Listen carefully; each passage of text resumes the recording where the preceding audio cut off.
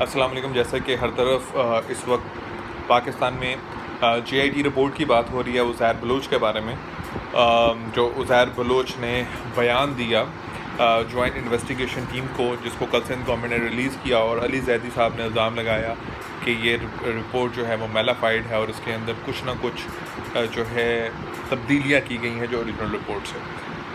اس بارے میں سب سے پہلے تو ہمیں دو چار چیزیں ہیں جس کو دیکھنے کی بہت ضرورت ہے. وہ یہ ہے کہ لیاری میں جو گینگ وار ہے وہ کیسے سٹارٹ ہوا، کیا اس میں موٹیو تھا، اور کراچی کے ڈائنامکس کیا ہیں پالیٹکس کے اور انڈر ورلڈ کے. یہ سب کچھ آپ کو دیکھنا پڑے گا. دیکھیے، سب سے پہلی بات ہے 1980s کے اندر ضیاء الحق کے مارشل لاء کے دوران اربن سندھ کے اندر کیونکہ مہاجر کمیونٹی کی، یعنی وہ لوگ جو کہ دہلی سے، اتر پردیش سے، آندھرا پردیش سے جو ہجرت کر کے پاکستان آئے تھے، ان کی ایک بہت بڑی تعداد وہاں پر بستی ہے جن کی مادری زبان اردو.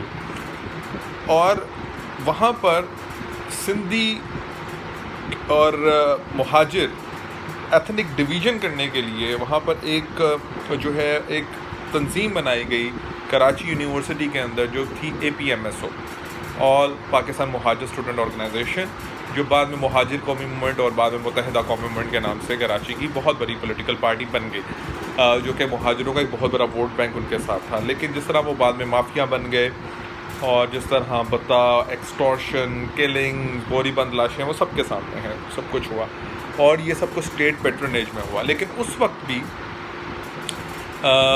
ایک ایریا کراچی کا ایسا تھا، لیاری، جہاں پر شاید مہاجر کمیونٹی کم ہونے کی وجہ سے کبھی بھی MQM وہاں پر نہیں اپنے پیر جما سکی.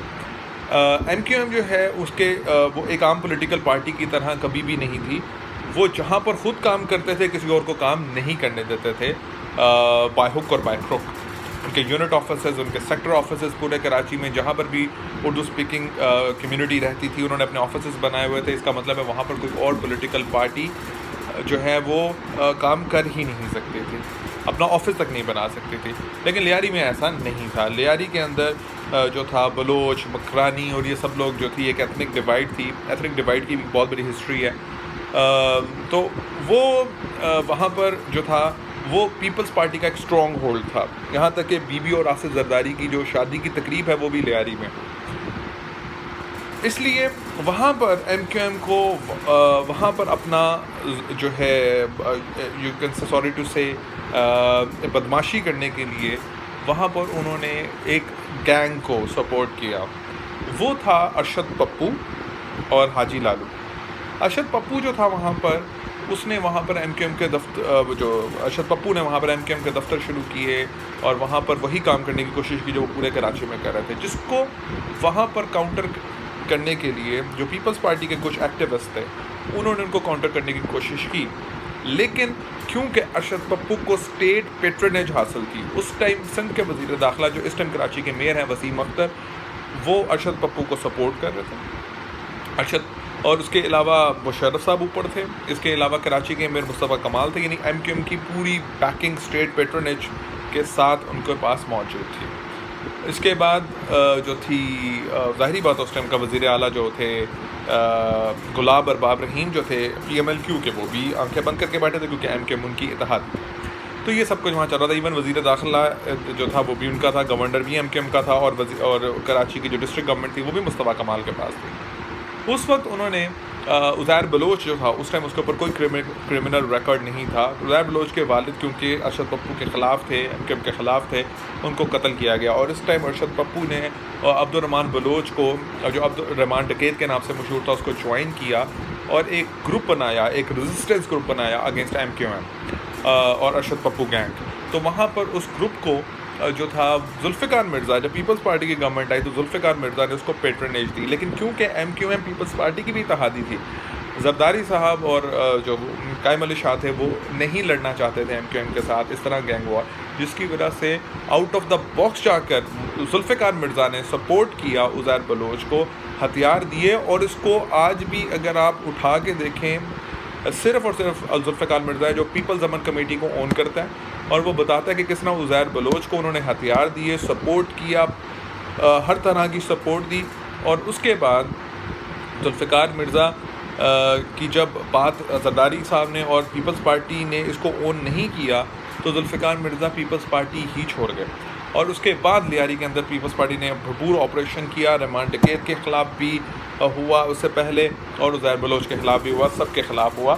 لیکن بات یہ ہے کہ وہی وسیم اختر صاحب انہوں نے الطاف حسین سے تعلق توڑ لیا، مصطفیٰ کمال پاک سرزمین میں چلے گئے اور پاک سرزمین شاد باد ہو گیا. وہ وسیم اختر صاحب نے الطاف حسین صاحب کو چھوڑ دیا، وہ بھی آج کل نیا پاکستان بنا رہے ہیں، فاروق نسیم صاحب بھی نیا پاکستان بنا رہے ہیں، خالد مقبول صدیقی صاحب بھی نیا پاکستان بنا رہے ہیں. اور ذوالفقار مرزا جس نے عزیر بلوچ کو اون کیا ہمیشہ کہ میں نے ان کو ہتھیار دیے اور جا کے مارو مہاجروں کو، قتل عام کرو کراچی کے اندر، جس نے خود اس کو 100 دفعہ اون کیا، وہ ذوالفقار مرزا اس ٹائم جی ڈی اے میں ہے، اور ان کی بیگم جو ہیں وہ عمران خان کپتان کی سپورٹس منسٹر ہیں.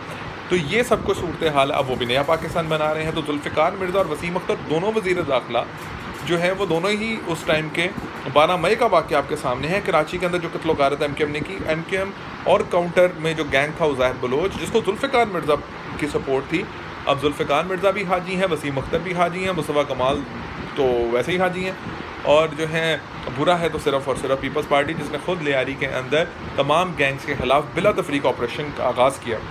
تو یہ صورتحال. باقی عمر ایوب کا بھی آپ جو ہے وہ بھی ایوب خان کے دور کے اندر جو پشتون اور مہاجر فسادات ہوئے کراچی میں وہ بھی سب کے سامنے، وہ بھی نیا پاکستان بنا رہے ہیں. تو عامر لیاقت حسین، عمر ایوب خان، وسیم اختر اور گرینڈ ڈیموکریٹک الائنس ماشاءاللہ پیر پگارا سندھی نیشنلسٹ جو کہ عزیر بلوچ کے ساتھ تھے، اور ذوالفقار مرزا جو کہ مہاجروں کو مارنا چاہتا تھا، وہ سب کے سب اکٹھے ہیں، نیا پاکستان بنا رہے ہیں. اور بری ہے تو سر پیپلز پارٹی. تو ذرا سوچیے. شکریہ.